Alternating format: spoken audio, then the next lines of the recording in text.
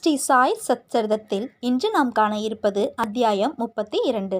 இந்த அத்தியாயத்தில் பாபா எங்கனம் தமது குருவை காடுகளில் சந்தித்தார், அவர் மூலம் கடவுள் சந்திப்பு, 3 நாட்கள் விரதமிருக்க எண்ணிய திருமதி கோகலேயை எங்கனம் பாபா பூரண போலியை சாப்பிட செய்தார் என்று காண்போம். கண்ணுக்கு தெரியும் சம்சார வாழ்க்கையை ஹேமத் பந்த் ஆலமரத்துடன் ஒப்பிடுகிறார்.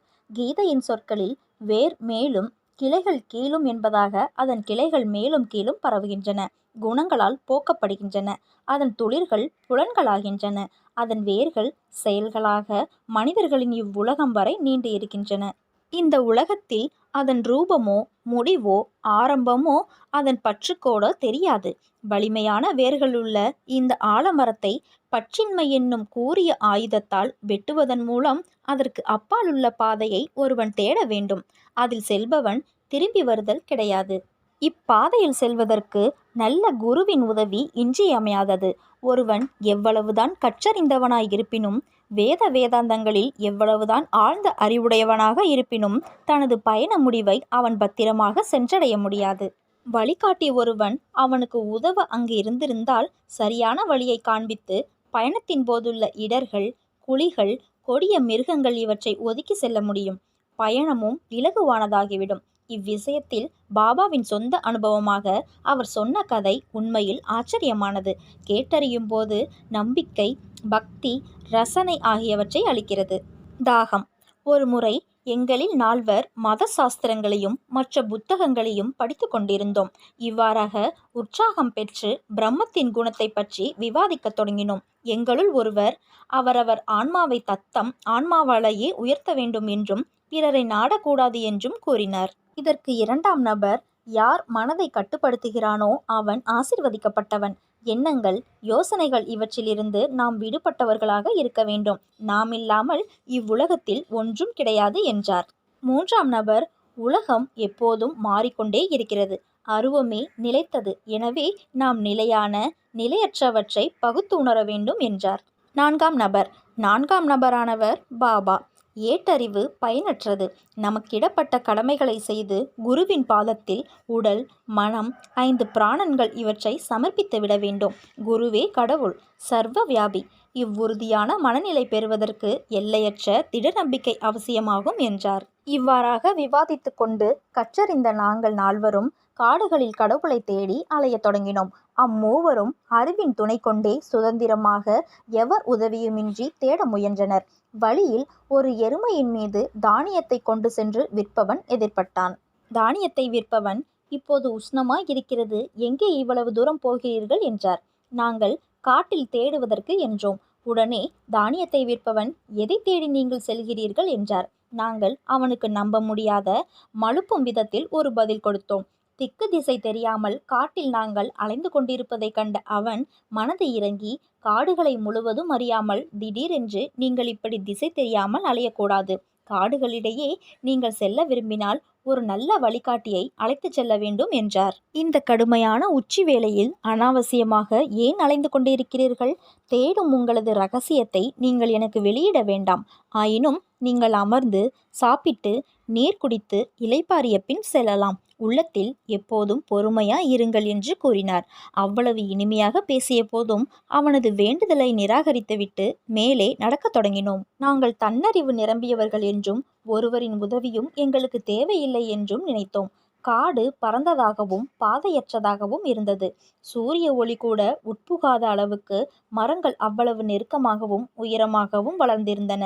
எனவே நாங்கள் வழி தவறி இங்கும் அங்கும் நெடுநேரம் அலைந்து கொண்டிருந்தோம். முடிவாக நல்லதிர்ஷ்டம் ஒன்றினால் மட்டுமே எங்கு விட்டோமோ அங்கேயே வந்து சேர்ந்தோம். தானியம் விற்பவன் மீண்டும் எங்களை சந்தித்தான்.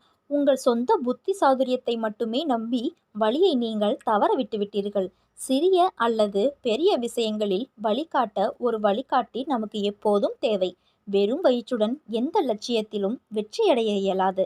கடவுள் நினைத்தாலன்றி ஒருவரும் நம்மை வழியில் சந்திப்பது இல்லை. உணவளிக்கப்படுவதை மறுக்காதீர்கள். பரிமாறப்பட்ட உணவு தள்ளப்படக்கூடாது. ரொட்டி, உணவு ஆகியவை கிடைப்பது வெற்றியின் அடையாளமாகும்.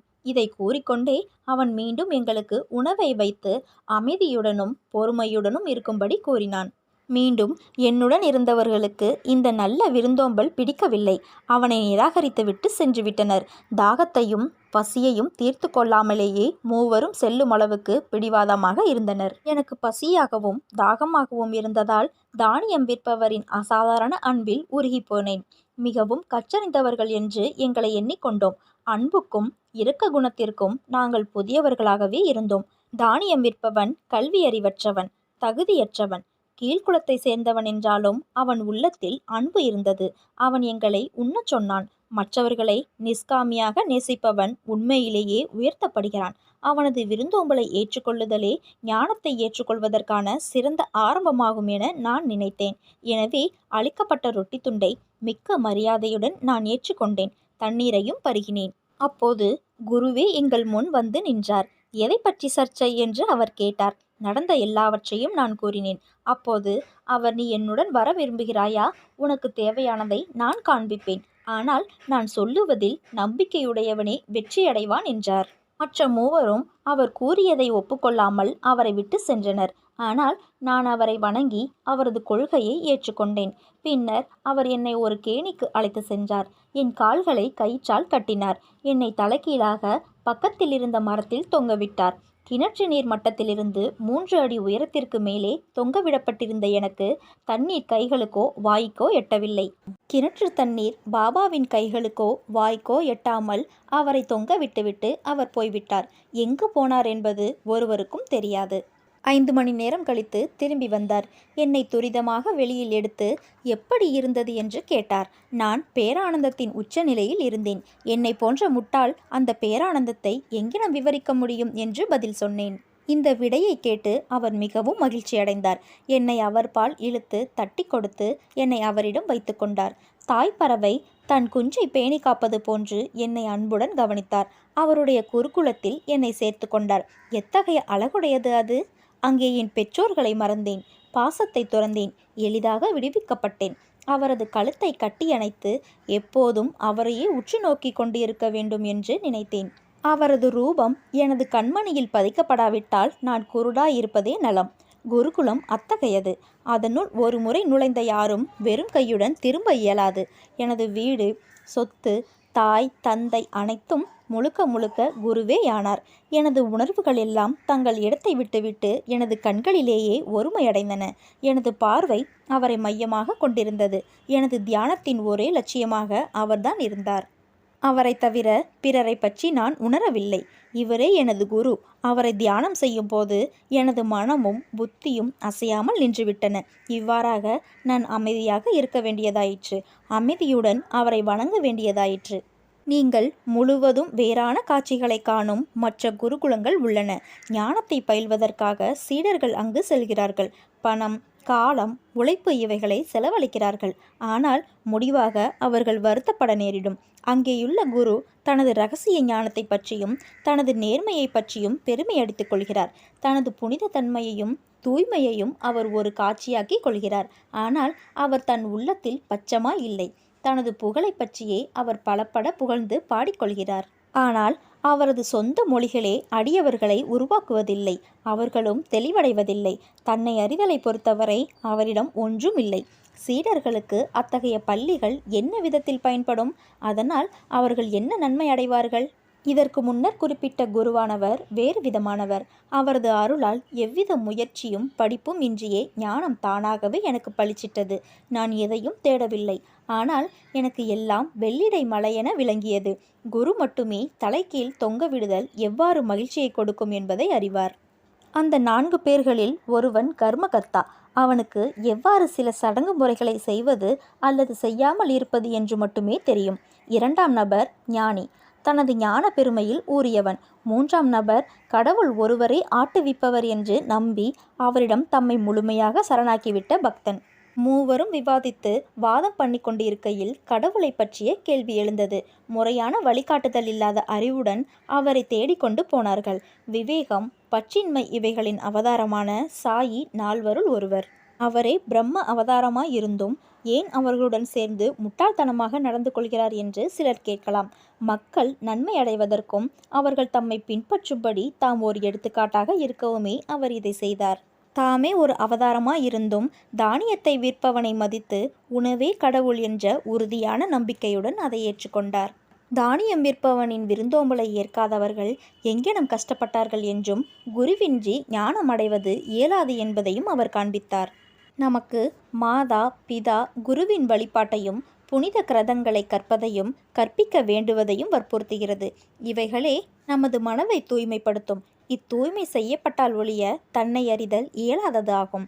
உணர்ச்சிகளோ மனதோ புத்தியோ ஆன்மாவை எட்டுவதில்லை. காணுதல் அறிந்து கொள்ளுதல் இவ்விஷயத்தில் நமக்கு உதவாது. குருவின் அருள் ஒன்றே எண்ணப்படுவதாகும். நமது வாழ்க்கையின் லட்சியங்களான தர்மம், அர்த்தம், காமம் ஆகியவை நமது முயற்சிகளாலேயே அடையப்படுகிறது. ஆனால் விடுதலை குருவின் உதவியாலேயே அடையப்படுகிறது. சாயியின் தர்பாரில் பல மனிதர்கள் தோன்றி தங்கள் பாத்திரத்தை நடித்தார்கள். ஜோசியர்கள் வந்து தங்கள் ஜோசியங்களை கூறினார்கள். இளவரசர்கள், கணவான்கள், ஏழைகள், பணக்காரர்கள், சந்நியாசிகள், யோகிகள், பாடகர்கள் மற்றும் பலரும் தரிசனத்திற்காக வந்தனர். கீழ் ஜாதியினர் கூட வந்து தனது வந்தனத்தை தெரிவித்துவிட்டு சாய்பாபாவே தனது உண்மையான பெற்றோர் என்கிறார்.